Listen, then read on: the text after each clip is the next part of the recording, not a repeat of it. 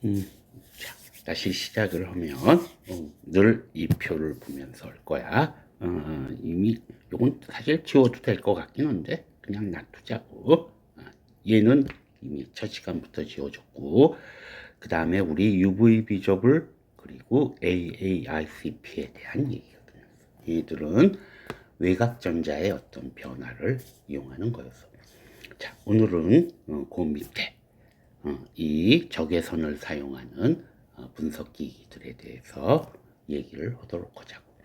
일단 먼저 이 표상을 보면 상호작용 부위, 결국 이 분석기기를 통해서 뭘 보는 거냐, 어떤 변화를 보는 거냐, 어디에 생기는 현상을 보는 거냐 하면, 이거는 적외선을 사용하는 분석기기는 분자 내에서 원자와 원자 사이의 결합, 그 결합 양식에 어떤 변화가 생기는 걸 보는 거예요.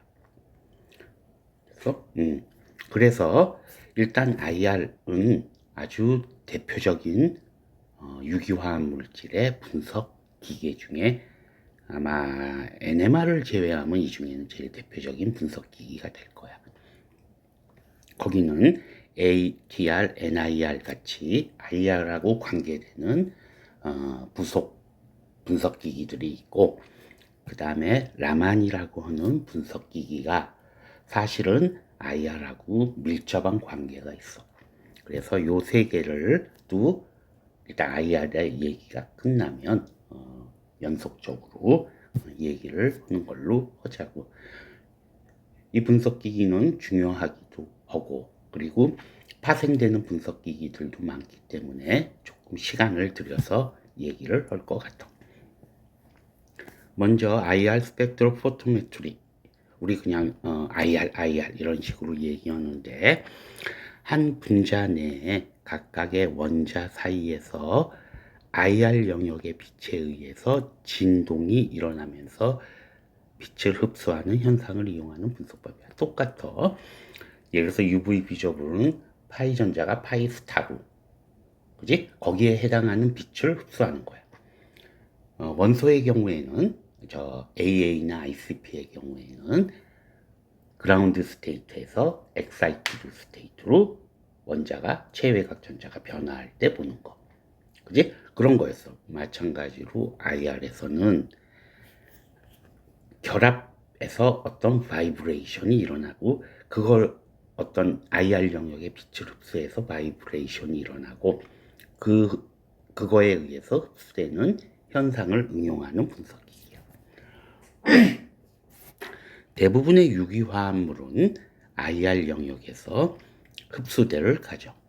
그러니까, 그리고 문제는 N개의 원자로 이루어진 분자의 진동의 종류는 3n-6이라는 얘기야.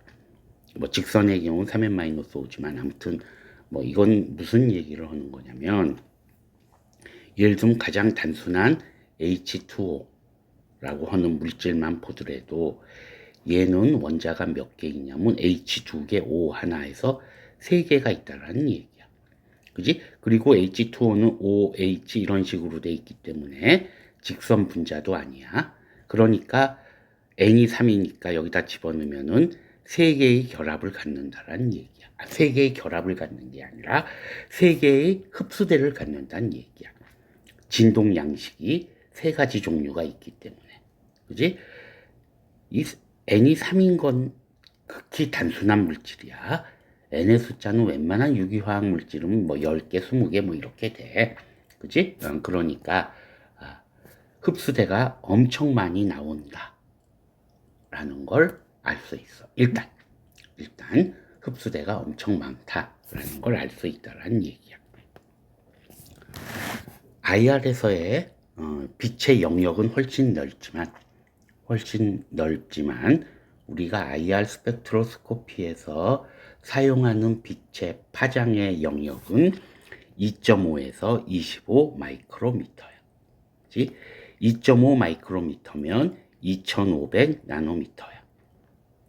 조금 이따 다시 얘기하겠지만 요건 좀 이따 다시 얘기하는 걸로 하자고. 아무튼 25 마이크로에서 2.5 마이크로미터에서 25 마이크로미터까지 영역을 우리가 사용을 해. 근데 IR 스펙트로스코피에서는 X축을, 그러니까 아까 뭐 앞에서 얘기했던 UV 비저블의 경우는 뭐 나노미터라고 하는 X축을 사용했어. 그지? 주로 단위를.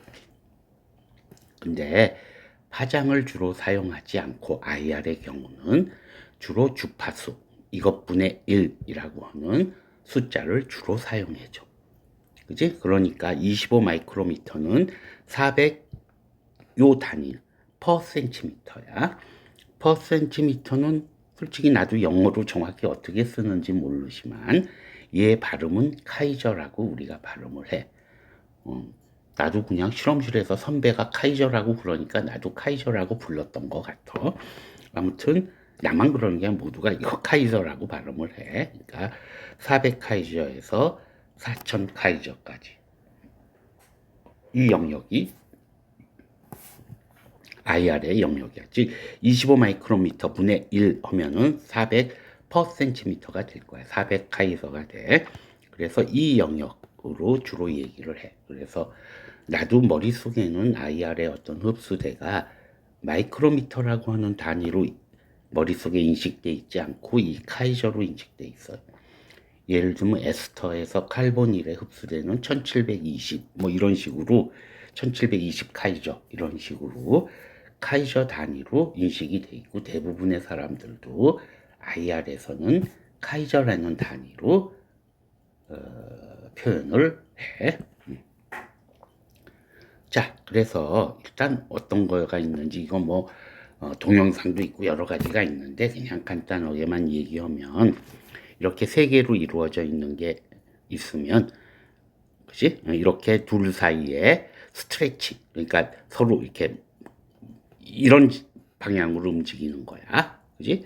그 다음에 밴딩이라고 하면 이런 방향으로 움직이는 게 있고, 그 다음에 뭐 럭킹 바이브레이션 뭐 여러 가지가 있는 모양이야.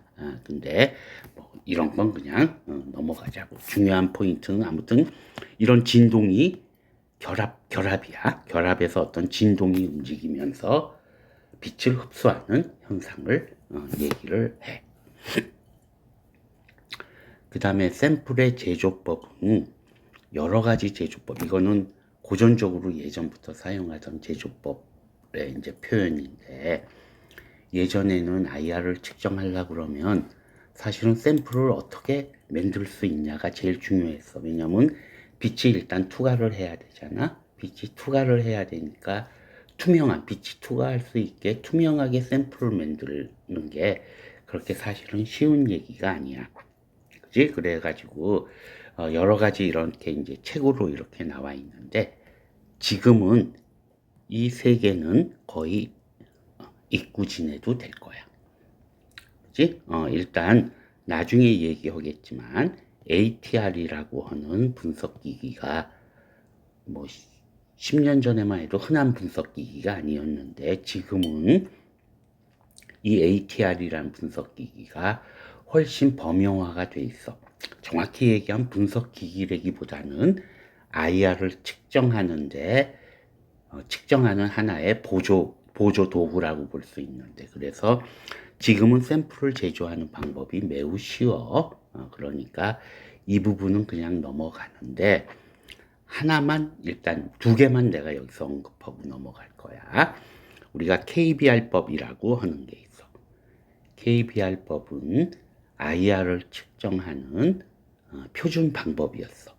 예전에. 이건 어떻게 하냐면 고체 시료를 KBR 분말하고 섞어서 잘 갈아줘. 맷돌은 아니지만 아무튼 잘 갈아준 다음에 압력을 걸고 펠렛, 이런 동그란 펠렛을 만들어. 그지? 그래가지고 빛을 투과시키면서 측정하는 방법. 요게 KBR이 고체 샘플을 측정하는, 고체 시료를 측정하는 가장 기본적인 방법이었어. 방법이야, 지금도. 과거형으로 표현하면 안 되고, 지금도 그런 방법이야. 근데 이 방법보다는 ATR로 측정하는 게 더 편하기 때문에 ATR을 많이들 지금은 사용하고 있어. 그러니까 요거는 실제적으로, 그러니까 예전까지는 이 페이지를 계속 강의했던 이유가 ATR을 있던 곳이 그렇게 많지 않았기 때문에 강의를 했는데, 지금은 뭐 IR 기계를 가진 곳은 다 ATR을 그 부속품으로, 사실 꽤 비싸. 그러니까 근데 부속품으로 거의 다 보유를 하고 있고, 우리 실험실에서도 이걸 보유를 하고 있어. 그래서 사실은 요즘은 많이들 이걸 사용을 해. 그래서 샘플을 제조하는 방법에 대해서는 그냥 여기서는 가볍게 넘어가는 걸로 하자고. 단 어떤 책에도 써 있지 않은데 IR을 측정할 수 있는 방법 중에 특히 유기고분자의 경우, 만약에 투명한 필름을 만들 수 있다면 이 투명한 필름 상태로 IR을 측정하면 최고로 깨끗한 IR 스펙트로스코피를 얻을 수 있어. 그치? 실제적으로 우리가 IR 분석기기를 구입을 하면 거기 스탠다드 샘플이라고 하는 게 쫓아와. 무슨 필름 같은 게 쫓아와. 그러면 얘는 어디에 사용하는 거냐면 처음에 먼저 측정을 해. 기계가 처음에 와서 상태가 좋을 때. 그지? 그래서 그 기록을 보관하고 있어. 그러다가 만약에 기계가 약간 뭔가 이상한 것 같아. 그러면 이제 한참 사용하다 보면 그 표준 샘플을 꺼내서 다시 측정을 해. 그래서 예전에 측정했던 거하고 비교를 하는 거야. 그래서 만약에 문제가 없으면 기계적으로는 문제가 없다야. 근데 그게 매칭이 잘 안 되거나 예전에는 피크가 샤프하게 나왔는데 지금은 브로드하게 나오거나 그러면 기계적으로 문제가 있다 라는 얘기가 돼. 그만큼 표준 샘플을 사용하는 건 아주 깨끗하게 나와야 비교를 해줄 수 있잖아. 그때 사용하는 이 투명한 필름이 폴리스타이렌 필름을 사용을 해. 표준 샘플로. 그러니까 무슨 얘기냐면 IR 측정할 때 제일 깨끗하게 얻을 수 있는 건 투명한 필름을 만들면 제일 깨끗하게 IR을 측정할 수가 있어. 그러니까 고분자 하는 사람들은 항상 IR을 측정할 때 투명한 필름이 되지 않으면 측정하는 게 쉽지 않아. KBR 같이 이렇게 갈아지지도 않고 고분자의 경우는 ATR로 측정도 할 수 없고 그래서 굉장히 그러니까 샘플을 제조하는 방법이 힘든데 그걸 일일이 강의 시간에 얘기할 수는 없는 거고.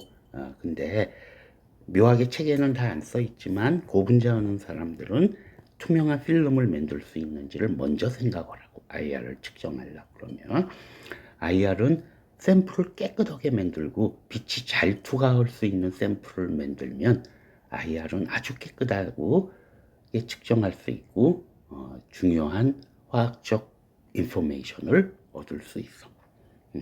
아무튼 이 페이지는 이 부분은 그냥 설명 안 하고 지금은 넘어가자고 나중에 ATR에서 설명하는 걸로 하자. 자, 근데 이제 약간 새로운 단어가 나와. 특성적인 피크 또는 특성 피크라고 하는 표현인데 이게 캐릭터리스틱이라는 표현을 사용을 해. 특성 피크, 캐릭터리스틱 피크라는 표현을 사용하는데 이거는 뭐냐면 아까 처음에서부터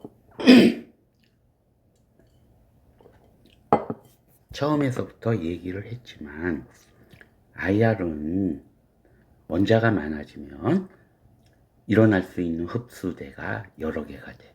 그지? 그러니까 한 물질을 찍었을 때 흡수대가 여러 개가 나온다는 건 여러 인포메이션을 얻을 수 있다라고도 볼 수 있지만 그 모든 게 서로 겹쳐서 나올 수도 있기 때문에 모든 피크를 해석한다는 거는 불가능에 가까워. 그지? 따라서 특성적인 피크 위주로 해석을 하게 돼. 그지? 요 특성적인 피크를 이해하는 게 쉽진 않은데 요거는 얘기를 조금 하다 보면 거꾸로 이해가 될 것 같아. 이그샘플을 몇 개 보면 아무튼 내가 우리 수강생들한테 요구하는 거는 IR 옛날에는 뭐 어떤 펑셔널 그룹은 흡수대가 IR에서 흡수대가 어디고 이런 거 막 외우게 하고 그랬거든. 이제 기본적으로 그런 거 일일이 다 외울 수 있는 시대는 지났어.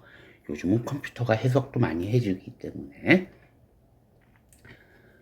우리 수강 학생들한테 내가 외우기를 요구하는 거는 IR 스펙트로스코피에서 특성적인 피크는 두 개는 내가 외우기로 요구를 해.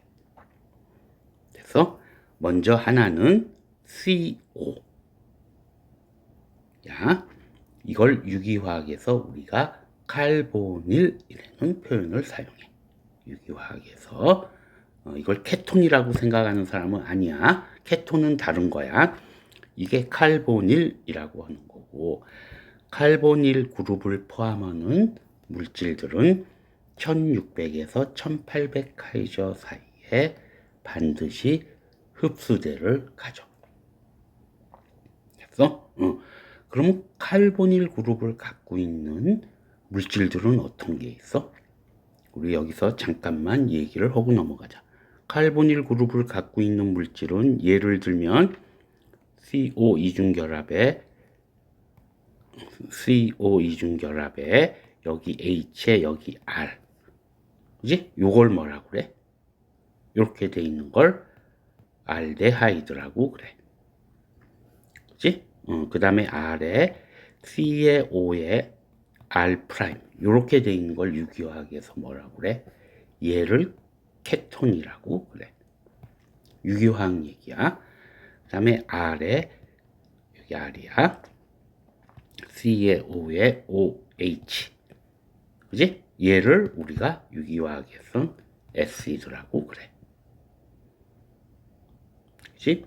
그 다음에 R에 C에 O에 O에 여기 R 프라임 이렇게 돼 있는 걸 뭐라고 그래? 우리가 얘를 에스터라고 그래. 그지? 이게 페이지가 모자란 것 같은데 일단 여기다 쓸게. R에 C에 O에 N에 H에 R 프라임 얘를 뭐라고 그래? 얘를 아마이드라고 그래. 그 다음에 R에 C에 R에 O에 C에 O에 N에 H에 R 프라임 요걸 뭐라고 그래? 요거를 우레탄이라고 그래. 뭐 솔직히 유기화학에서는 이거 CAR이야. 칼바메이트라는 표현을 사용하지만 고분자하는 사람들은 우레탄이라고 얘기를 해. 그치? 그 다음에 R에 N에 H에 C에 O에 N에 H R 프라임 얘를 뭐라고 그래? 얘를 우리아라고 그래. 또 뭐가 있나? 내가 지금 이거 메모를 안 하고 지금 준비를 안 해놓고 즉흥적으로 얘기하다 보니까 한두 개 혹시 빠졌을지 모르겠어. 아무튼 전부 공통점은 요 칼보닐이라고 하는 걸 갖고 있어. 이 모든 물질들은 당연히 흡수계가 여러 개가 있지만 최소한 이 영역에 최소한 하나의 흡수대를 갖는다라는 얘기야. 됐어? 고분자로 놓고 보면 폴리우레아라고 하는 게 있어. 당연히 얘는 여기서 흡수대가 가죠. 그치? 폴리알데하이드, 폴리알데하이드는 없지만 폴리케톤이라고 우리 PEEK라고 하는 아주 대표적인 엔지니어링 플라스틱이 있는데 걔도 당연히 흡수대를 갖고 있어. 그지? 에시드의 경우는 뭐 사이드 체인에 있겠지만 뭐 일단 폴리머 메인 체인을 기준으로 얘기하면 폴리에스터. 그지? 우리 대표적으로 팩트라고 하는 폴리에스터, 폴리아마이드, 폴리우레탄 이런 것들은 전부 1600에서 1800 사이에 강한 흡수대를 가져. 됐어? 그러니까 요거는 외우고 있어야 돼. 근데 이 얘기는 무슨 얘기냐면 조금 이해가 안 갈지 모르지만 다른 놈들은 다른 펑셔널 그룹들은 웬만하면 1600에서 1800 사이에 흡수대를 안 가져. 그러니까 예를 들어서 1700 근처에 흡수대가 나오면 얘는 칼보닐일 가능성이 매우 높아. 그걸 우리가 특성적인 흡수대라는 표현을 사용하는 거야. 그러니까 딴 놈들이 안 나와야지 거꾸로 해석이 가능하다라는 얘기가 돼. 여기 지금 무슨 얘기인지 이해가 잘 안 될 거야. 처음에 이런 걸 봤을 때는. 요거는 이제 이그샘플을 놓고 좀 얘기를 하면은 좀 이해가 될 거야. 아무튼 이거는 중요한 거야. 이거는 IR을 강의하는 모든 교수님들이 이 칼보닐의 IR에 대해서는 계속 중요하게 얘기할 거라고 나는 생각을 해. 그 다음에 하나 더 내가 외우라고 요구하는 거는 CC 이중결합이야. 그지? CC 이중결합은 1550에서 1700 정도야. 그러니까 겹칠 수도, 그지? 요 영역이 좀 겹치긴 해. 아무튼 1550에서 1700 카이서 영역에 CC 이중결합은 흡수대가 있어. 근데 얘는 강하게 나오진 않아. 아까 칼보닐은 매우 강하게 나와. 근데 CO 흡수대는 강하게 나오지는 않아. 그렇지만 얘는 우리가 머릿속에 집어넣자라고 내가 요구하는 이유는 이거는 고분자하고 관련이 있어. 왜냐면 우리 고분자하고 관련해서 당연히 단량체, 모노머도 굉장히 중요한 거야. 고분자의 중점을 조금만 두면은. 그지? 그러니까 우리 바이닐 폴리머라고 하는 건 CC 이중결합이 있어. 그 바이닐 폴리머가 아니라 바이닐 폴리머의 모노머, 단량체는 CC 이중결합을 갖고 있다고. 그지? 우리가 흔히 얘기하는 CC, 그지? 이걸 우리가 바이닐 그룹이라고 얘기를 한다고. 그러니까 우리 모노머에는 이런 이중결합이 포함되어 있기 때문에 IR에서 내가 이 부분을 좀 강조해서 얘기를 해. 일반적인 화학과에서 이걸 강의한다면 밑에 건 얘기 안 할 가능성도 있어. 얘는 왜냐하면 약하게 나오는 흡수되기 때문에. 근데 우리는 조금 얘가 중요하기 때문에 얘를까지 머릿속에 집어넣는 걸로 하자고. 아무튼 칼보닐은 강하게 나오고 아주 모든 누가 강의를 하더라도 칼보닐에 대한 얘기는 안 할 수가 없을 거야, IR에서. 근데 CC 이중결합은 강하게 나오진 않지만 우리 고분자 하는 사람들한테는 좀 중요한 분석이기 때문에 내가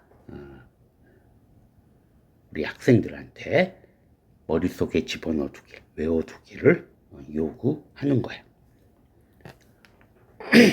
그래서 지금 어딘가 이렇게 잘 정리해 놓은 표가 있어. 그게 어떤 펑셔널 그룹의 흡수대가 어딘가. 아까도 얘기했지만 IR은 4000에서부터 400까지야. 그지? 그러니까 뭐 여러 개들이 있어. 근데 내가 지금 요거 너무 커서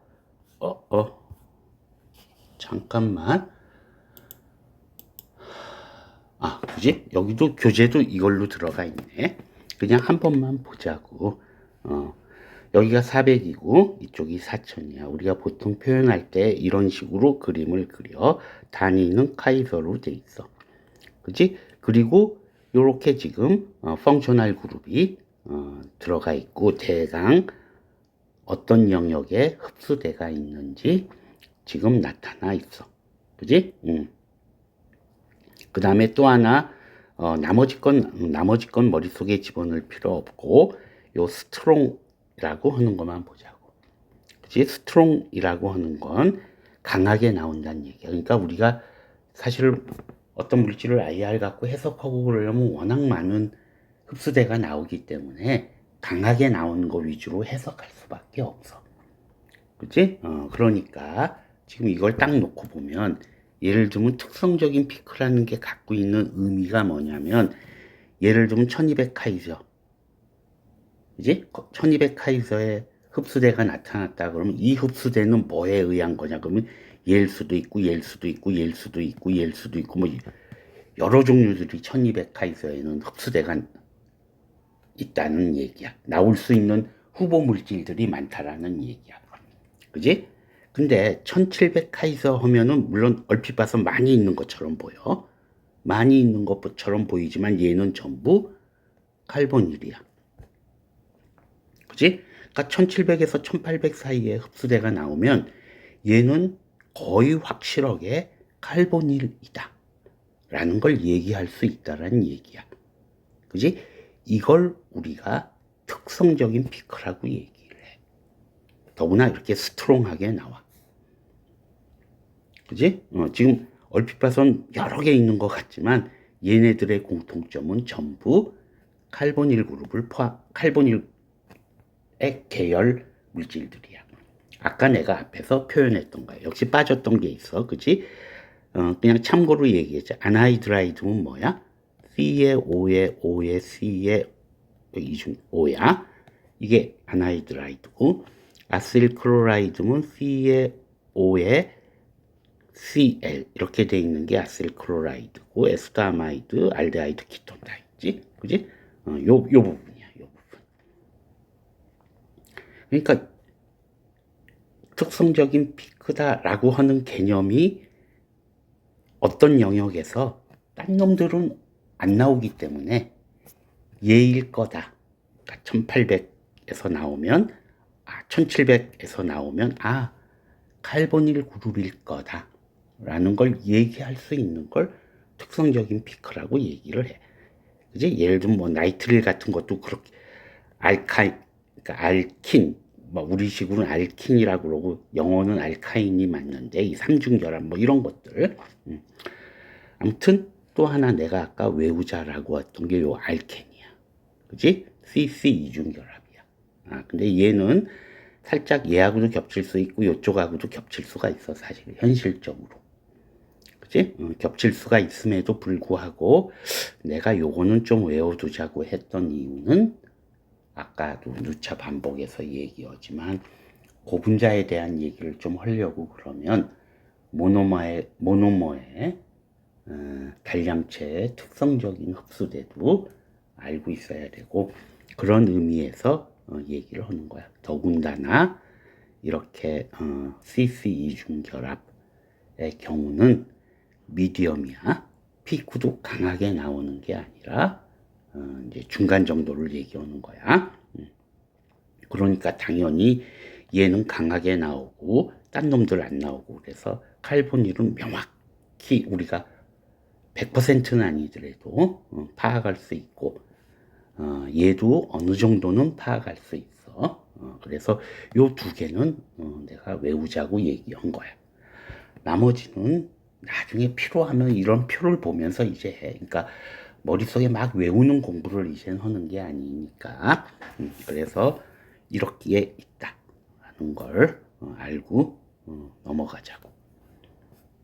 그래서 몇 가지 이그샘플, 제일 심플한 이그샘플 하나만 먼저 얘기하고 넘어가자고.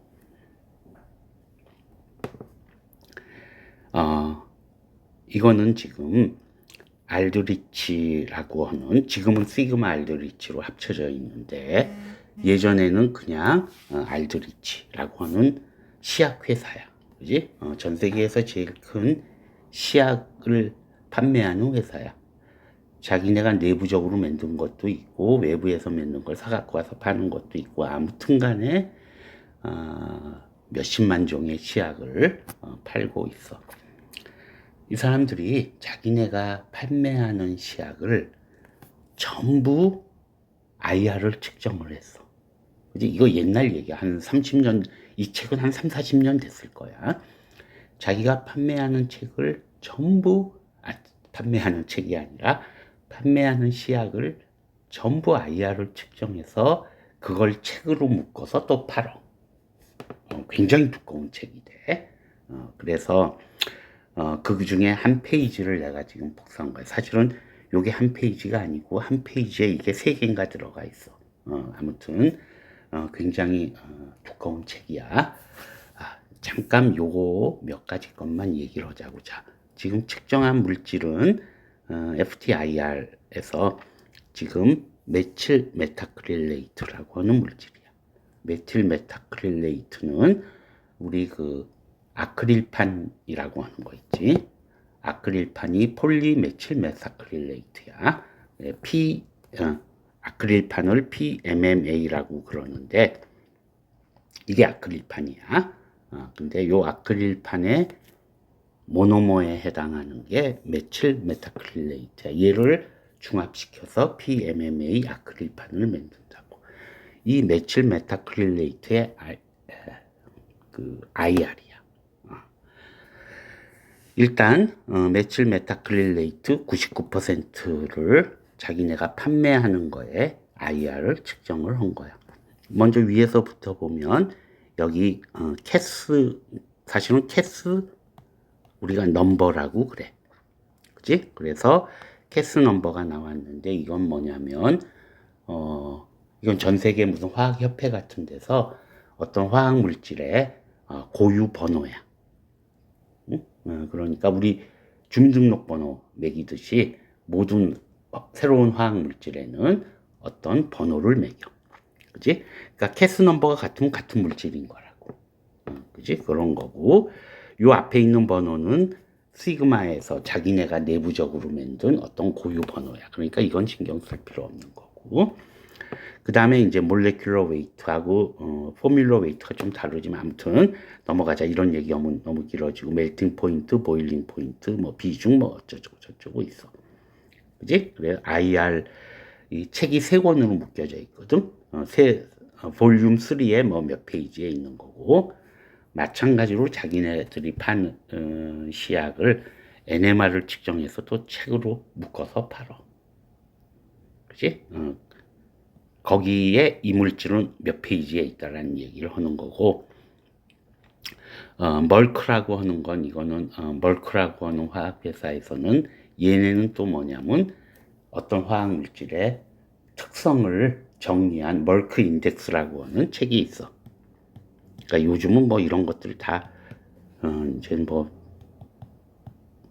그러니까 내가 공부하고 그럴 때 시절에는 이런 책들이 두꺼운 책들이 거의 바이블 같은 거야. 그래서 어떤 화학 물질이 나오면 걔 특성을 보려면 얘를 보고 그랬거든. 아무튼 거기에 있는 리스트를 얘기해. 그리고 여기 나와 있는 숫자는 흡수대가 나오는 카이저지. 지금 카이저로 표현이 돼 있어. 흡수대가 나오는 주파수를 지금 그냥 정리해 놓은 거야. 그지? 보면 알겠지만 IR은 기본적으로 피크가 밑으로 이렇게 내려가. 그지? 보통 X축은 아까도 얘기했듯이 카이저로 표현해. 그지? 미안, 요거 웨이브랭스가 아니야. 그지? 얘는 웨이브 넘버의 개념에 해당해. 주파수야. 그지? 웨이브랭스면 파장인 거고. 그리고 Y축은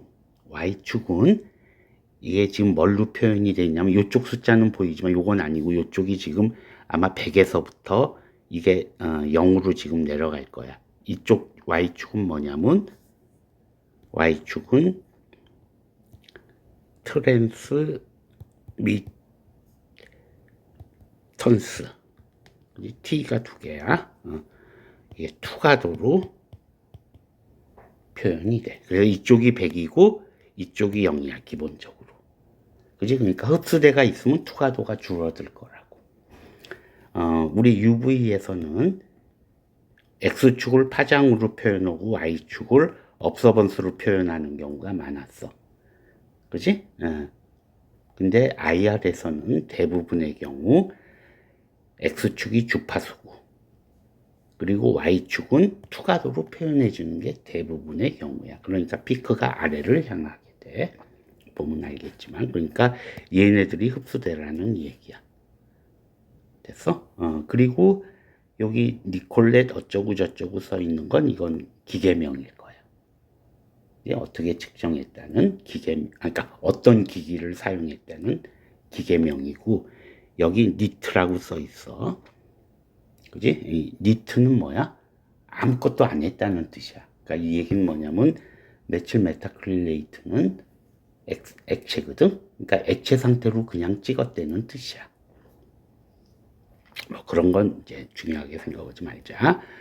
그리고 위에 보면은 여기 위에는 파장으로 돼 있어. 마이크로미터로 돼 있다고. 그지? 약 2.2로 돼 있지만 아까 뭐 대강 4000이면 2.5야. 2.5 마이크로에서부터 25 마이크로까지. 그게 주파수로 바꾸면 4000에서 400이 될 거야. 우리는 보통 요 숫자 밑에 있는 400에서 4000까지의 숫자를 주로 사용을 해. 그지? 이런 표를 지금 내가 여러 가지 부연 설명을 했는데 요게 하나의 표로 이렇게 돼 있어. 자, 여기서 우리가 지금 메칠 메타크릴레이트의 IR을 보면은 이렇게 흡수대가 잔뜩 나온다라는 얘기야. 그치? 이거 다 나름대로 의미가 있을 거야. 나름대로 당연히 무슨 뭐 C하고 H고 뭐 많이 있을 거야. 이거 다 해석할 필요가 없고 해석도 못하고 너무 힘들어.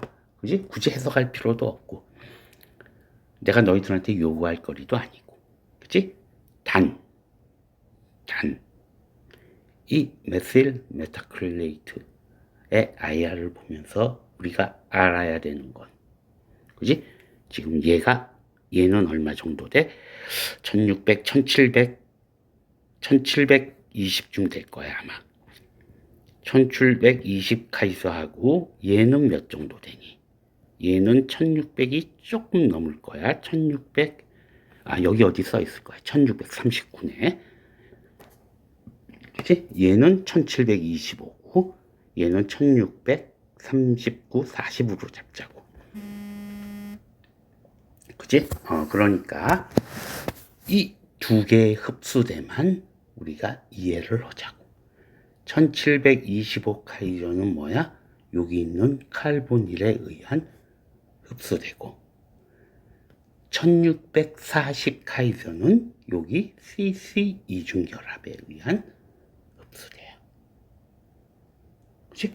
이것만 일단 이것은 너희들이 나하고 지금 IR을 공부한 상태에서는 이 MMA의 메칠 메타크릴레이트 MMA로 약자를 쓰는데 MMA의 IR을 봤을 때 나머지 거는 넘어가더라도 요거 두 개는 알 수 있도록 커자가 내가 지금 요구하는 거야 너희들한테.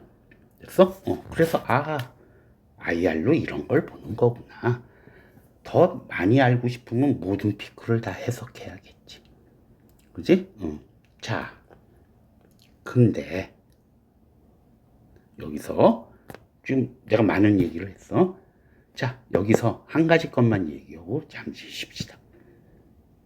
PMMA의 IR은 어떨까? 오케이? 지금 느닷없는 얘기는 아니고 아무튼 PMMA의 IR 이런 걸 내가 지금 우리가 어떻게 알아? 라고 생각할 수도 있지만 PMMA의 IR은 어떨까? 한 번만 생각을 해보자고.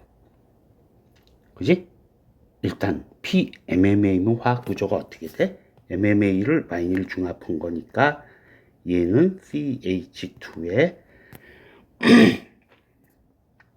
C에 CH3에 C에 O에 CH3하고 이렇게 되는 게 PMMA의 기본 골격이 돼. 됐어? PMMA의 IR은 어떻게 될까? 간단해. 일단 대표적인 결합 두 개 중에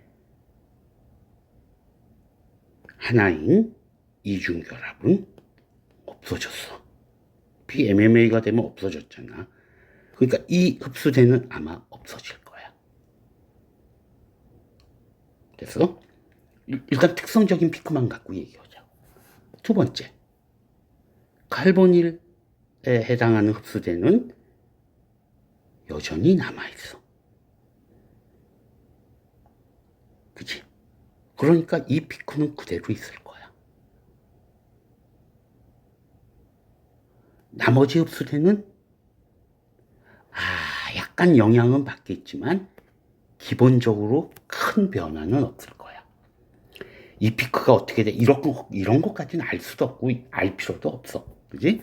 각각이 어떻게 되냐는 모르지만 전체적으로는 비슷할 거다. 얘는 없어지고 얘는 확실히 남아있고 약간 변화가 있을 수는 있겠지만 전체적으로는 비슷할 거다라는 얘기야. 특성적인 피크 위주로만 보면 시스 이중결합에 의한 흡수대는 없어지고 칼보닐에 의한 흡수대는 그대로 남아있는다. 그지? 이 정도는 예측할 수 있을 거라고. 됐어? 이 정도는 내가 요구하는 거야. 내 강의를 수강한 기기 분석을 수강한 학생들한테 내가 이 정도는 요구를 해. 그래서, 자, 여기서부터 IR에 대한 얘기는 조금 더 있는데, 일단, 나도 조금 힘드네. 여기서 잠깐 쉬었다가 합시다.